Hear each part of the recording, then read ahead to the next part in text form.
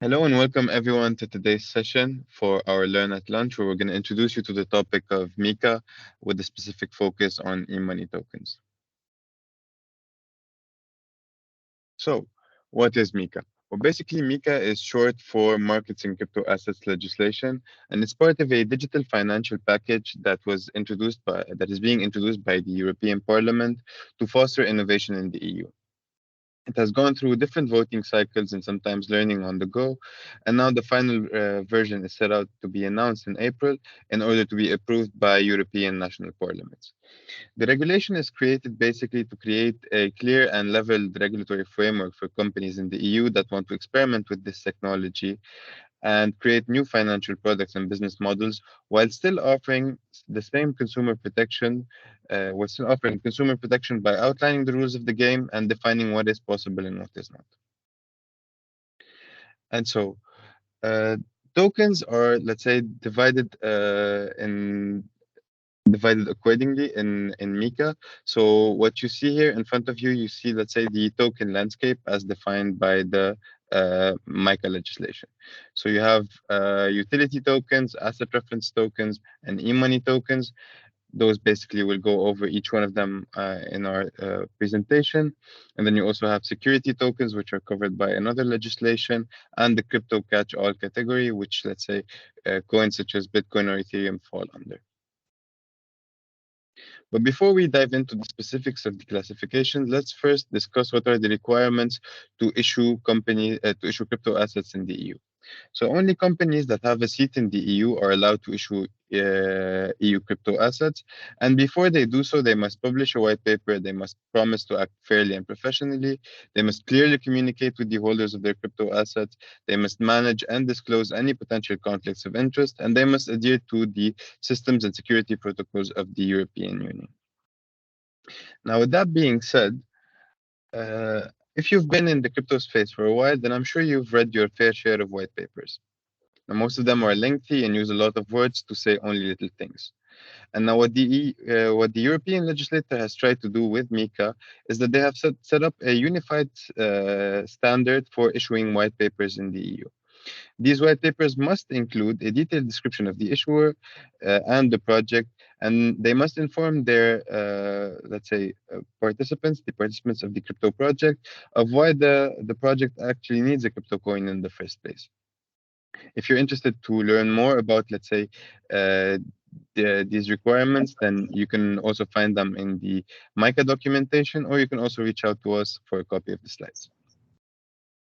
Now, some exemptions are outlined for issuers that want to issue crypto assets in the EU, and those exemptions allow you to circumvent registrations. These exemptions, for instance, are that the crypto assets has been offered for free or through the process of mining or validation. The crypto assets are unique and not fungible. They have either been offered to less than 150 investors, or they plan to raise less than 1 million euros over the next 12 months, or they are also only offered to qualified investors. Now, coming back to the MICA classification, let's first discuss utility tokens. So utility tokens are basically only meant to be used on the blockchain for digital purposes. So for instance, here, let's consider a very nice Dutch project, for instance, the GET protocol. So the GET protocol is a protocol that was launched to offer tokenized or digital concert tickets. That means that once you buy a concert ticket using, let's say, the GET protocol, this ticket or this token gives you access to a certain concert. And that's the only purpose of that ticket, right? So there is no investment opportunities around it. There is nothing more complicated around it. This is just basically a ticket in a digital format issued on the blockchain. And so basically, those are the characteristics that define a utility token. It's a token that is issued to give access to gated communities, for instance, events, locations, concerts, or even content. And if you want to issue those tokens, then you have minimal regulatory requirements. Now we will discuss asset reference tokens and the requirements to issue ARTs under MICA. So ARTs or asset reference tokens are basically tokens that are issued on the blockchain and meant to track the value and digitally represent an underlying physical world asset. And here, for instance, we refer to tokens that are issued to represent, let's say, gold, silver, a commodity or a basket of commodities, uh, but they don't have, let's say, the same legal value as owning a piece of gold or owning, or having a fiat currency in your hand. And if you want to issue, let's say, an ART in the EU, then you must adhere with the ART regulation. For instance, the issuer is supposed to keep at least 350,000 euros in liquid reserves, or 2% of the average amount. The reserve should be segregated from the issuer's own asset, so that if the issuer goes bankrupt, the customer's assets are still safe. The reserves cannot be used as collateral by the issuer, and they should be available to meet the redemption request. And finally, the assets should can only be invested in highly liquid investments with minimal market risk.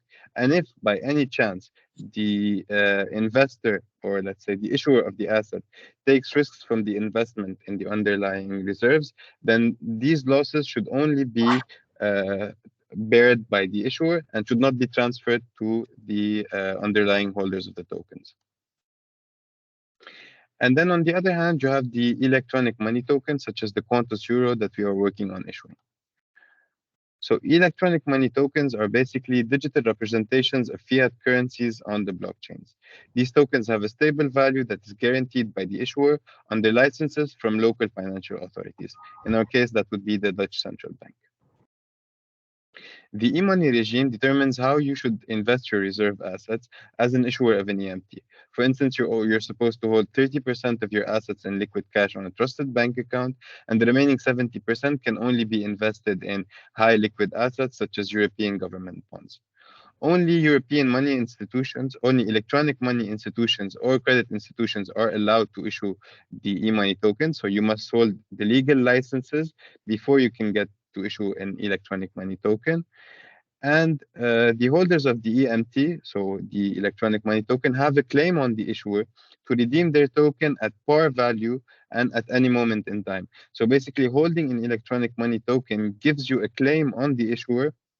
This claim basically forces the issuer to redeem your token at the exact value and at any moment in time. So we've developed our QMT solution to fit the requirements of the EMT as outlined by MICA, and we have built a gateway that allows the EMT to be used in different blockchain native use cases, such as investing through DeFi, payments in the metaverse, any form of digital payments. The QMT provides regulated payment rails into DeFi and back. Only whitelisted users can touch our QMT, and this, by doing so, we take off the regulatory burden on issuers of different tokens such as ARTs by offering them a coin that gives them compliance on a token level. The holders of our QMT have all been whitelisted and KYC'd, and so when someone comes and pays for an ART using our electronic money token, the issuer of the ART can have the luxury of knowing that this identity is, let's say, someone who is legally allowed to hold those tokens. Now, how does the system look like? So basically what you see in front of you is the QMT ecosystem. Our stablecoin as a service solution is built with 5 pillars in mind. The issuer of a token is connected to the traditional financial system to ensure seamless flow of value between the real world and the digital world. This relationship is audited and checked to ensure that token issuers and customers can interact safely together without worrying about the value of the transaction. So the QMT issuer here is naturally someone who is a regulated electronic money institution, and the QMT issuer acts as the gateway between fiat money and electronic money. The bank is basically a banking institution where customer reserves are held in a trusted bank account, completely separated from the issuer's own balance. Investors are European citizens that have been whitelisted and are allowed to use those tokens for peer-to-peer payments and also trading. And token issuers basically are regulated token issuers that comply with the MICA requirements, and thus they are able to fund their tokens via our QMT. And finally, the auditor who checks the relationship between the money on the trusted bank account and the money that's issued digitally on the blockchain to ensure that the reserves always match and there is, let's say, no difference between that both amounts are in parity. And so how does the funding look like? Well, basically, if an investor would like to fund his account, what they have to do is they send money to the issuer's trusted bank account. The issuer knows that the certain investor has sent him fiat currency. And so what he does is that he automatically mints those digital tokens and sends them back to the investor's wallet. Now, when this happens, the investor has digital money on his account, and he can use that money to exchange for tokens, exchange for different tokens on DeFi by doing investments. But you can also use those tokens for payments in different use cases. This can be even applied for payments and for merchants digitally. And now at any moment in time, if let's say the holders of the QMT want to redeem their tokens, what they have to do is they send those tokens back to the issuer. The issuer burns those tokens, so he removes them from circulation and sends fiat money again to the party's bank account. So he takes money from his trusted bank account and sends them back to the to the party who requested the redemption.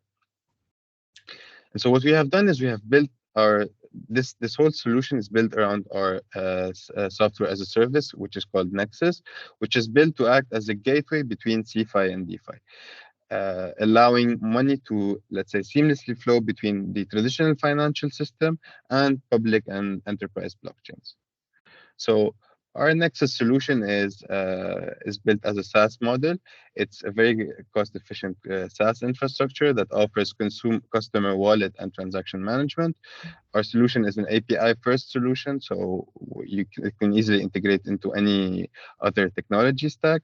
It has been built for the digitization of money and the tokenization of assets, and it offers different, let's say, user management roles within the organization, and also compliance and KYC tools that can be useful for sanction checks and on transaction level. And now, with that being said, I'd like to hand it over to you, Henry, to give our let's say, guests a demo of Nexus.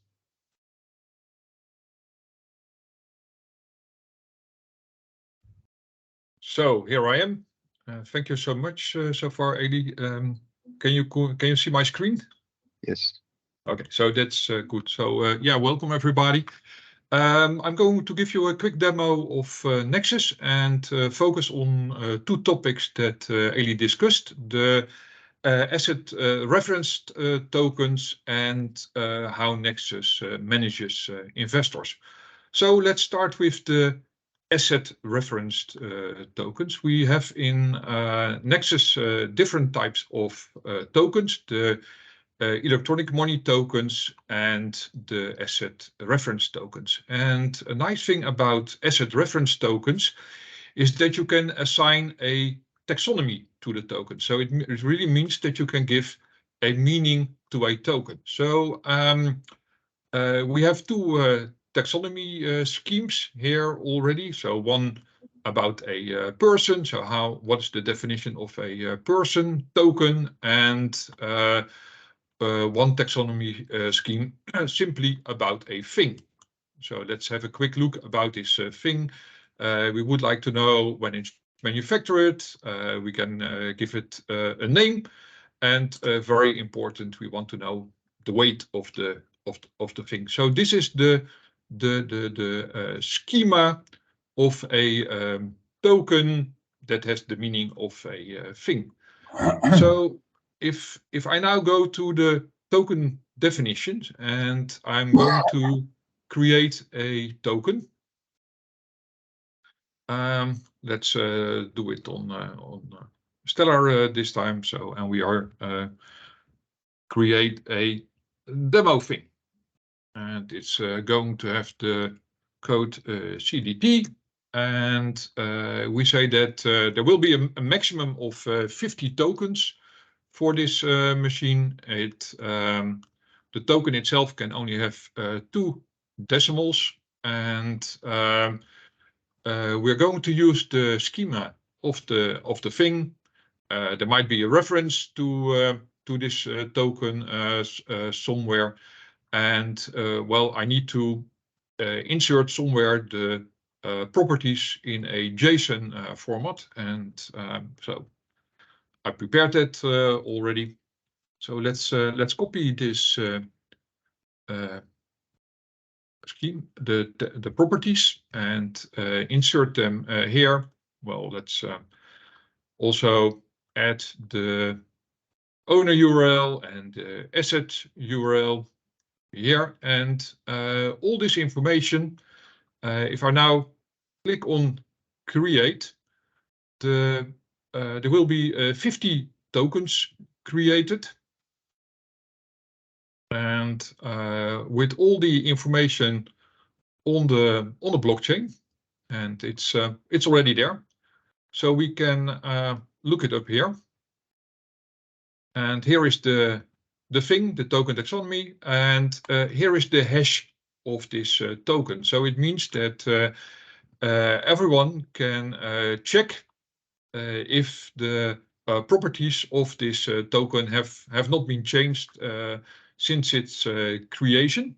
And the nice thing about Nexus is that this token is already available for the investors. So let me show you. I have the portfolio of an investor here, and this investor, it might add an asset to might want to add an asset to its portfolio, and well, he's not interested in the Mona Lisa or carbon offset tokens, but in this demo thing that I just created, and I have none. But well, I can look up for the information about the asset.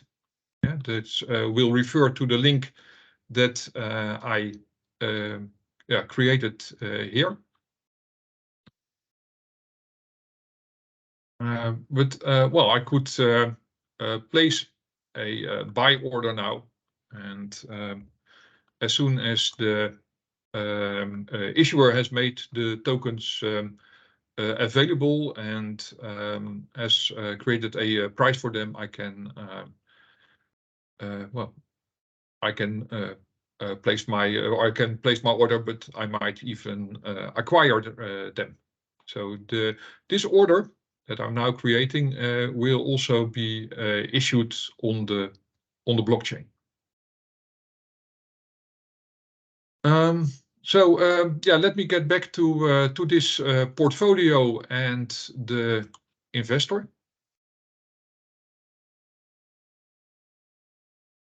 Must be someone here that's about this person, and so this person, we can check if this person, for example, matches with of Sam Banks matches with a person that's on the sanction list. So this check, if a name appears on the OFAC list, is done for every single transaction. So sender and receiver for each transaction are checked, and that means that there is an instant check for every single person that is involved or organization that is involved in a transaction. So the system would block the transaction if the person has a match with a name on the sanction list. There are some more checks in the system. For example, the limits for funding and defunding a wallet. So this person has a certain trust level. The trust level is new. That means that this person can only fund his wallet a maximum of 100 euros per day. So what we can do is let's simulate a funding.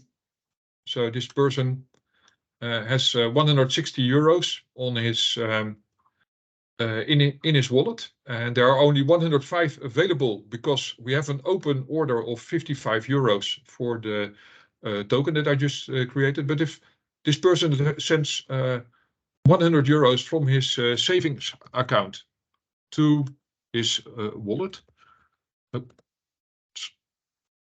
probably he's funding his wallet. And these tokens will now be minted and sent to the investor's wallet. And well, that's successfully done. Might take a second before they are really in the wallet. But here they are already reported, 205, and they're also now in the wallet. And let's if this person would do another funding of 50 euros,